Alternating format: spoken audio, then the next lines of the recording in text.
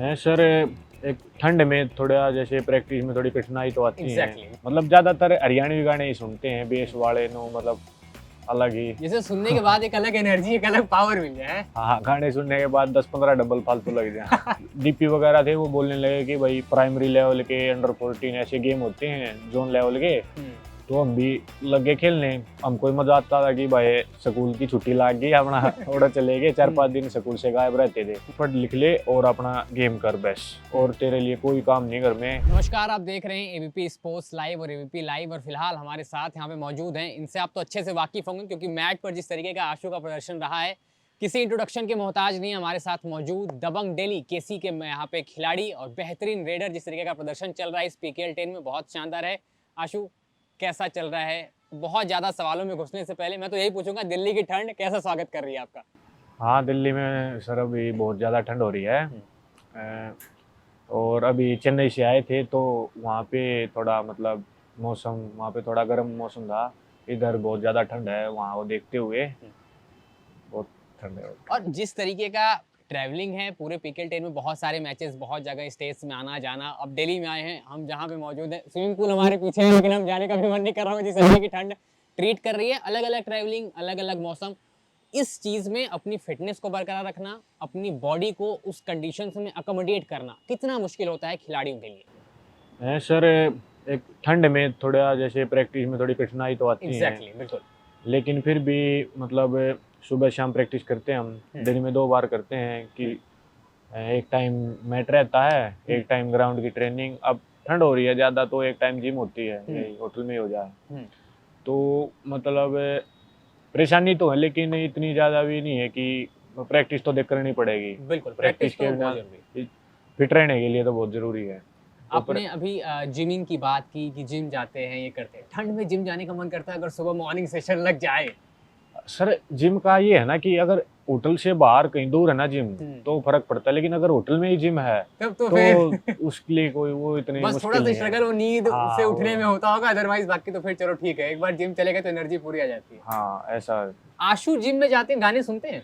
बिल्कुल सर, गाने। कौन से गाने सुनते हैं आशु? क्योंकि जहाँ से आते हैं आशु, वहाँ पे तो गानों का बड़ा क्रेज और बड़े एनर्जेटिक गाने रहते हैं। गाने तो सर हम हरियाणवी गाने सुनते हैं सारे।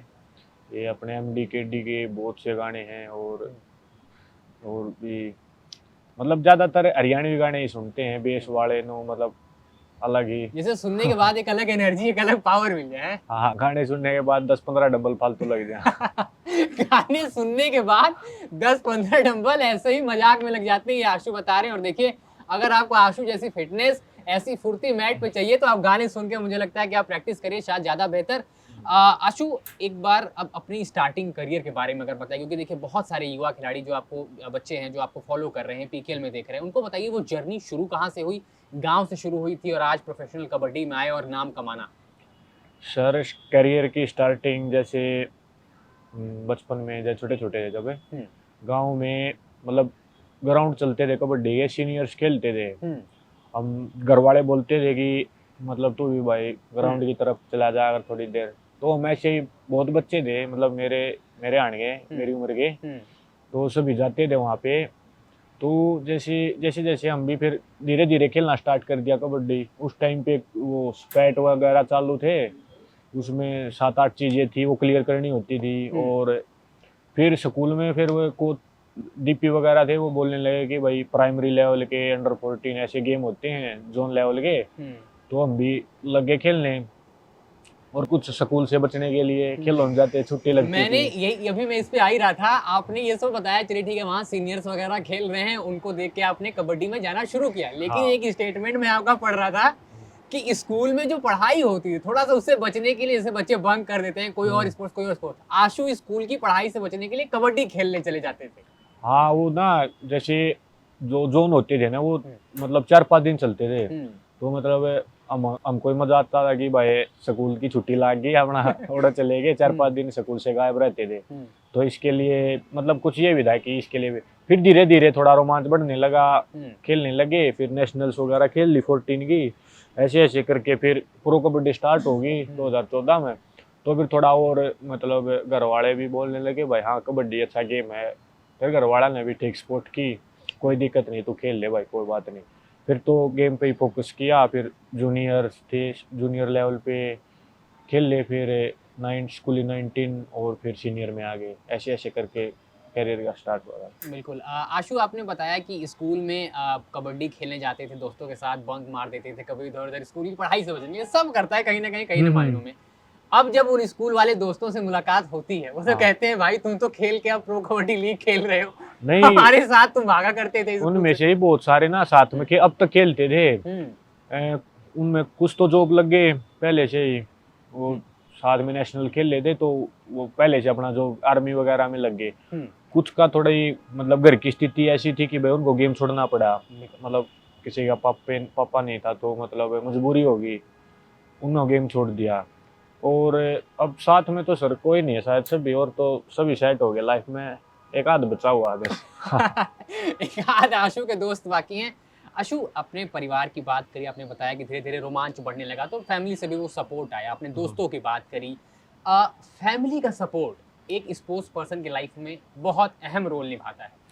आशु की लाइफ में उनके फैमिली का सपोर्ट कैसा, और एक स्पोर्ट्स पर्सन के लिए फैमिली का योगदान, क्योंकि बैक एंड पे अगर आप देखें तो वो सपोर्ट बहुत ज़रूरी है। वो आपकी रीढ़ की हड्डी, आपके करियर की रीढ़ की हड्डी, आपका परिवार ही है। कितना रहा है?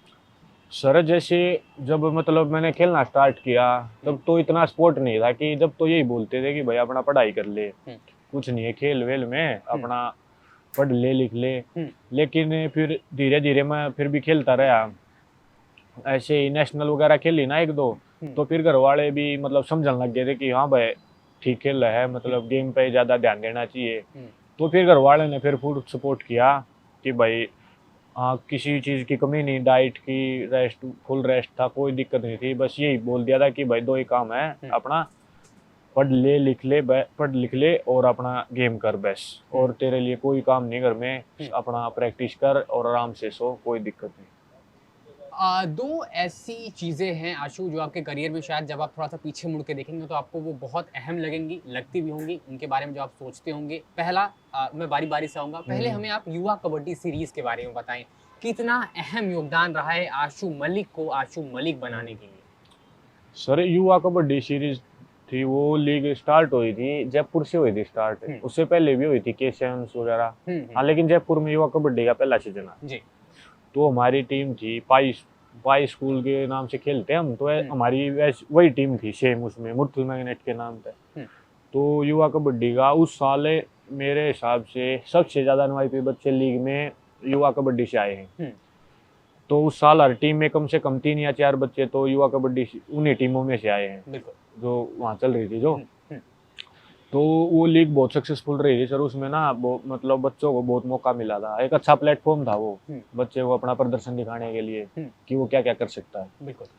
तो उसका बहुत योगदान रहा है इस कबड्डी में। आपने न्यू यंग प्लेयर्स की बात करी, दबंग दिल्ली का भी न्यू यंग प्लेयर्स के उसमें, तो उसमें भी आप शामिल थे। उसका न्यू यंग प्लेयर का सर के7 सीरीज हुई थी ना एक बार गुड़गांव में, तो वहाँ पे मैं बेस्ट रेडर निकला था और साथ में कृष्ण डोल था, वो बेस्ट कैचर निकला था। तो कृष्ण कुमार हुड्डा कोच साहब थे जो, तो उन्होंने उसी टाइम पे एनवाईपी साइन करवाए थे हमारे कि भाई आ जा तो दबंग दिल्ली में एनवाईपी के लिए साइन कर जा। तो उसी टाइम पे हम एनवाईपी आए थे दबंग दिल्ली में। बस तब से दबंग दिल्ली का साथ बना हाँ हुआ है। तब से साथ बना हुआ सर दबंग दिल्ली का। और अब ऑक्शन में चले गए थे लेकिन फिर से वापसी होगी दबंग दिल्ली में, इसलिए बहुत खुश हुए।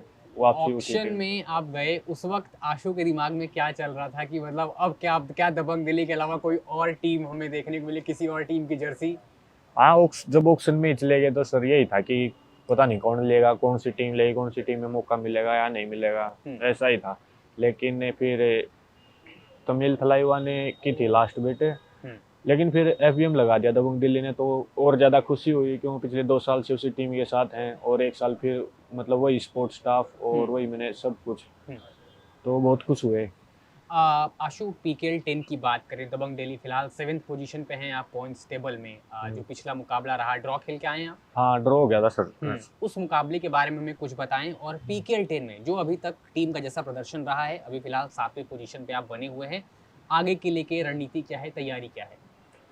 सर रणनीति भी ये है कि एक तो सबसे पहले तो हमें मतलब प्लेऑफ्स में क्वालिफाई होना है बहुत ज़रूरी, और अब थोड़ा और मतलब थोड़ा प्रेशर आया कि नवीन को इंजरी हुई है, मैचेस मतलब अब हमारे मैचेस टाइट लगेंगे सभी के साथ, तो प्रैक्टिस चल रही है दोनों टाइम, और कोच साहब भी थोड़ी स्ट्रेटजी बनाते हैं हर मैच के लिए। तो अब तो यही है कि अब यूपी के साथ मैच है कल, बिल्कुल, तो उसके लिए तैयारी चल रही है कि वो मैच जीतना है कल। बिल्कुल। आपने कोच साहब की बात की, रामवीर सर की, जिस तरीके की कोचिंग, जिस तरीके का कोचिंग एक्सपीरियंस उनके पास है, जिस तरीके का वो कोचिंग के लिए जो एक अनुभव चाहिए होता है, जिस तरीके से प्लेयर्स को ग्रूम करना होता है, रामवीर सर मतलब इतने सालों का अनुभव, इतने सालों का एक्सपीरियंस अगर आपकी टीम के साथ जुड़ा है, कितना मदद मिलता है? क्या कहते हो अपने खिलाड़ियों को हर मैच से पहले? सर एक तो वो बहुत ज़्यादा एक्सपीरियंस कोच हैं, मतलब वो काफ़ी सालों से कबड्डी के लिए बने हुए हैं, बिल्कुल, और समझाते रहते हैं कोच साहब, उनके पास बहुत ज़्यादा मतलब स्ट्रेटजी बनाते हैं हर मैच के लिए कि भाई इस टाइम पे ये इस रेडर को ये काम करना है, इस टाइम पे डिफेंडर को ये कैच लगानी है। और साथ साथ सेकंड कोच भी हैं जो मतलब असिस्टेंट कोच है हमारे जोगिंदर नरवाल भाई साहब है, जी, तो वो भी प्रैक्टिस कराते हैं, स्ट्रेटजी बनाते हैं, मतलब प्लेयर्स के बारे में। वो तो हमारे साथ खेले हुए भी हैं 8वें सीजन में, तो उनको पता है कि भाई ये प्लेयर ऐसे अटैक करेगा, तो पहले से ही समझा देते हैं टीम को कि ऐसे करना है। मतलब दोनों कोच का सर बहुत ज़्यादा योगदान है इस चीज़ में। आपने मंजीत की बात करी, आपने मीतू की बात करी रेडिंग में देखिए संभालने के लिए। वहीं डिफेंस की बात करें तो विशाल हैं, बाला साहब जादव हैं, विजय हैं, नितिन हैं। ये आपके लिए डिफेंस और ऑफेंस दोनों का अगर आप गेम देखें तो लगभग बैलेंस चल रहा है। 3 जीत 3 हार 1 ड्रॉ ये सिनेरियो रहा है अभी तक पीकेएल 10 में। रेडिंग में मंजीत बड़े युवा टैलेंट और बहुत शानदार खेल भी दिखा रहे हैं, बहुत उनको लेके बातचीत भी की जा रही है। डिफेंस और ऑफेंस के एक एमलगमेशन जो एक दोनों का साथ होता है, एक दूसरे को कैसे कॉम्प्लीमेंट करते हैं मैच पे, उसके बारे में बताएंगे। दबंग दिल्ली की रणनीति क्या है? सर दबंग दिल्ली में सर हमारा ज़्यादा फोकस जैसे पहले डिफेंस पे था कि भाई डिफेंस अच्छा करेगा तो हम मतलब ऑटोमेटिक अच्छा करेंगे सभी।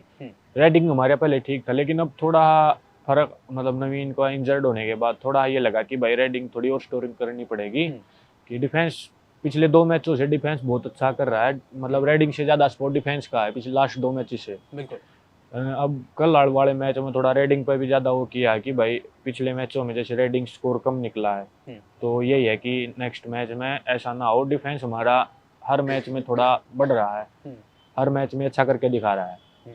तो रेडिंग में मंजीत, मित्तू और मैं, 3 और एक मनु देसवाल भी है, तो चारों को बहुत अच्छा करना पड़ेगा, तभी जाके जीत मिलेगी। मैं बिल्कुल। आशु, एक आखिरी सवाल आपसे जाते जाते, आपके जितने भी यंग फैंस आपको देख रहे होंगे, जहाँ पे भी ये आपकी आपको सुन रहे होंगे, उनको एक मैसेज क्या देना चाहेंगे? आशु, जितने भी युवा बच्चे जो आपको मानते हैं कि आइडल है भाई, आशु को हम रोज फॉलो कर रहे हैं, आशु को देख रहे हैं, उनके लिए एक मैसेज। सर उनके लिए यही मैसेज है कि भाई अपना जो गेम करते हैं उनके लिए तो ये है कि भाई अपनी प्रैक्टिस करते रहो, एक ना एक दिन फल ज़रूर मिलेगा। और जो हमारे दबंग दिल्ली के स्पोर्ट हैं उनको यही बोलेंगे कि हम क्वालिफाई होंगे, हम ट्रॉफी उठाएंगे, आप सपोर्ट करिए बस। Thank you. देखिए, दबंग दिल्ली क्वालिफाई करेगी प्लेऑफ्स के लिए और ट्रॉफी उठाएगी, ऐसा आशु मलिक ने बता दिया है। और आशु, आपको आगे आने वाले मैचेस के लिए बहुत बहुत बधाइयाँ। आप अच्छा खेलें, आपकी टीम बेहतर खेले, और थैंक यू हमें अपना वक्त देने के लिए। Thank you so much.